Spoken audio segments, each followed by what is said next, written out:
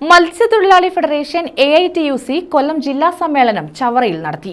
AITUC സംസ്ഥാന president TJ Angelos ഉദ്ഘാടനം ചെയ്തു. മത്സ്യബന്ധന മേഖലയെ പ്രതിസന്ധിയിലാക്കുന്ന കേന്ദ്ര നയം തിരുത്തണമെന്ന് സമ്മേളനം ആവശ്യപ്പെട്ടു. കടലും കായലും മത്സ്യബന്ധനത്തിനായി സ്വകാര്യ കുത്തകകൾക്കും വിദേശ ട്രോളറുകൾക്കും തുറന്നു നൽകുന്ന കേന്ദ്ര നയം തിരുത്തണമെന്നും കേരളം നടപ്പാക്കുന്ന സീപ്ലെയിൻ പദ്ധതി മത്സ്യബന്ധന മേഖലയെ ബാധിക്കാത്ത തരത്തിലാവണമെന്നും AITUC സംസ്ഥാന പ്രസിഡന്റ് TJ ആഞ്ചലോസ് ആവശ്യപ്പെട്ടു. കേരള സ്റ്റേറ്റ് മത്സ്യത്തൊഴിലാളി ഫെഡറേഷൻ AITUCയുടെ കൊല്ലം ജില്ലാ സമ്മേളനം ചവറയിൽ ഉദ്ഘാടനം ചെയ്യുകയായിരുന്നു അദ്ദേഹം. വിപുലീകരണം എന്നുദ്ദേശിക്കുന്നത് മത്സ്യ സംസ്കരണ വിൽപ്പന മേഖലയിലെ തൊഴിലാളികൾ, അവർ മത്സ്യത്തൊഴിലാളി ക്ഷേമനിധിയിലെ അംഗങ്ങൾ കൂടിയാണ്.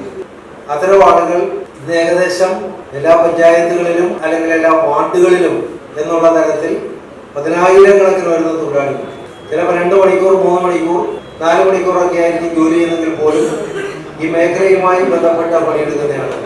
ജില്ലാ പ്രസിഡന്റ് D. പ്രസാദ് അധ്യക്ഷത വഹിച്ചു. Secretary R. രാജീവൻ പ്രവർത്തന റിപ്പോർട്ടും അനിൽകുമാർ രക്തസാക്ഷി പ്രമേയവും രത്നകുമാർ അനുശോചന പ്രമേയവും അവതരിപ്പിച്ചു.